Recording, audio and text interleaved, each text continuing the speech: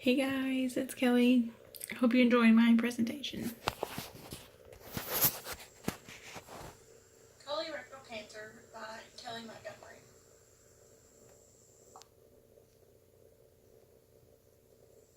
Colorectal cancer is the third most prevalent cancers in the United States and the second leading cause of the deaths.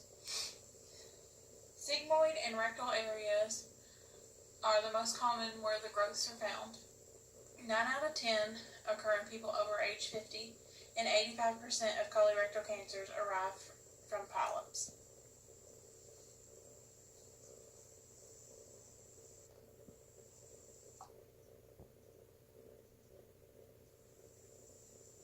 Risk factors for colorectal cancer are some are modifiable and some are non-modifiable.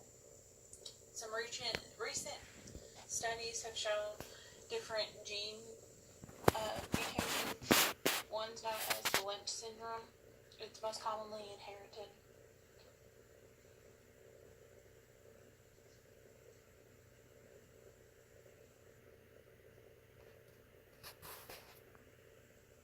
Colorectal cancer is believed to be from carcinogens formed from degraded bile, salts in the stool, large bowel for a long period of time as a result of a patient intaking too little of fiber. It's mainly in men and women. There's no really distinct men get it more and the women get it more. They both get it. It's around the advanced stages before it's fully diagnosed.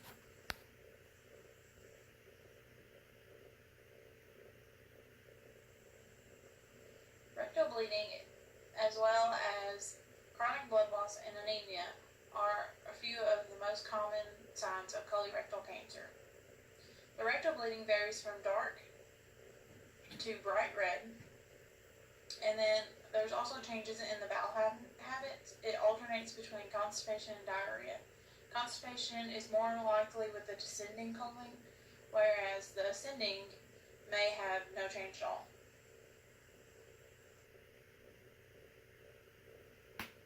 Early diagnosis of the tumor, including identification of the cell type involved, is the most important factor. They use the occult blood stool, which is an early screening test. A colonoscopy is considered the gold standard, as you would say, for the detection and removal of the precancerous polyps that cause colorectal cancer.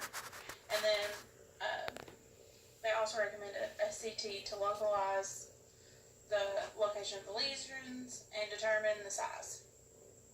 The colonoscopy needs to be done by age 50, especially if they have a family history. And then if there's any gene mutations like the Lynch syndrome, then they recommend getting one every year. As far as the labs, CEA shows the levels that are elevated in benign and malignant, but it's not considered a specific test. Its use is limited to determine prognosis and patient response to the chemotherapy drugs.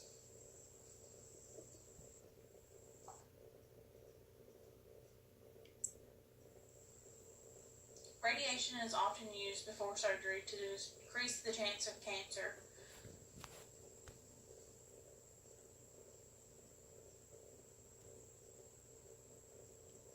It can also reduce the size of the tumor and decrease the rate of the lymphatic involvement. And then chemo is given to a patient with systemic disease, which is incurable by the surgery or radiation alone. Metastasis is expected. Palliative therapy to relieve the symptoms is also a reason why they would use the chemo. And then surgery is an option. It depends on the tumor's location, presence of the obstruction, or bowel perforation, or metastasis. And then it also depends on the patient's health status and the surgeon's reference. And then the last 4 points on the slide from the top one is the right hemocolectomy, and it's a resection of the ascending colon and hepatic flexure. And then the left one is the resection of the splenic flexure and descending colon and sigmoid, and then the anterior is part of the descending colon, sigmoid, and upper rectum. The nurse is to provide pain medication as ordered after surgery to keep the patient comfortable. This is also used for palliative care. Discuss the nutritional aspects of diet to promote healing and foods that could cause excess odor or gas, say if the patient had a colostomy. It's common that these patients get colostomy, so you may need to keep patients' colostomy care, and if the patients have any concerns or they might feel like they don't look as well as they used to, so self-image is a big one for nurses to talk about with patients.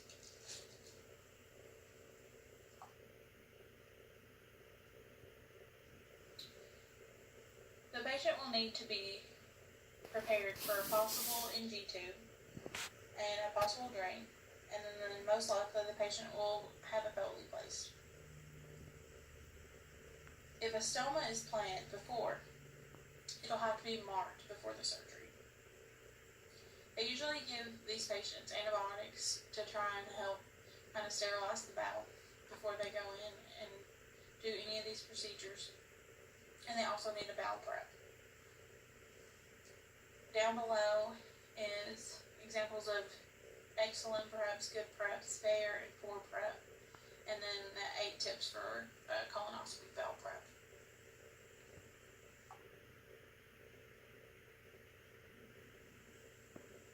Post-op care. The patient will most likely be NPO after surgery for a couple of days. The nurse also needs to monitor the stoma for color, size, location, and the skin integrity around it. They also need to be monitored for increased pain, redness, drainage, and an elevated temp, which would lead to infection.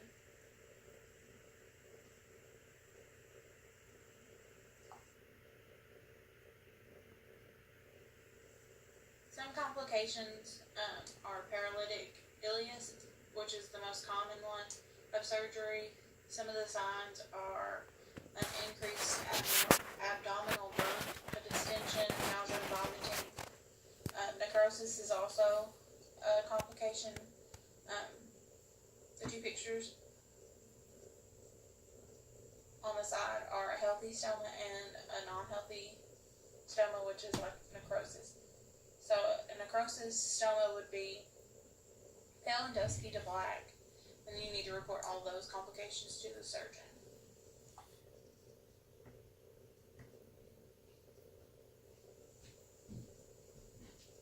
As a nurse, you should have a trusting relationship with your patient. Many of these patients are kind of insecure of how they feel, especially if they have a colostomy going into it. So the nurse needs to have that trusting, confidence relationship with their patient. Nerves could also be damaged, so there may be some sexual dysfunction, so you need to warn your patient of that aspect. And then you need to monitor for the signs and symptoms of infections and the warning signs of the cancer returning. And you also need to teach your patients how to decrease the risk factors that we talked about before, as in like improving how much fiber you put in your diet and increasing your exercise, things that'll help them prevent this happening in the future.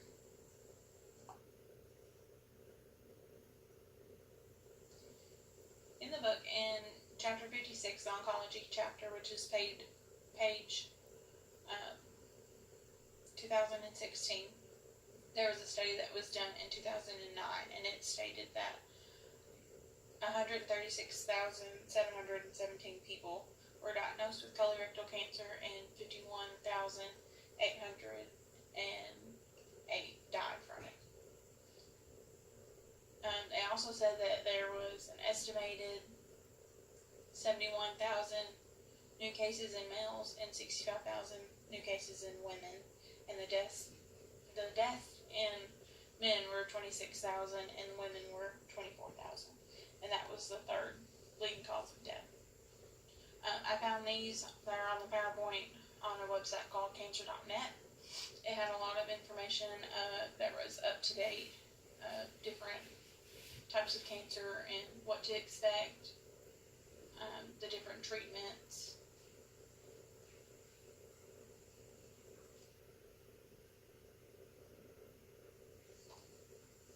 That's the end.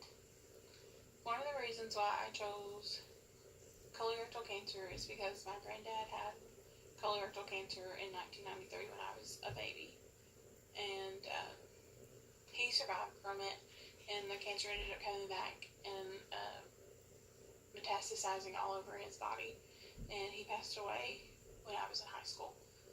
So this is a subject that's near and dear to my heart. I learned a lot of things doing this PowerPoint. Here's some fun facts for you, which 60% of the deaths from colon cancer that can be prevented is mind-blowing to me. It's so easy to prevent.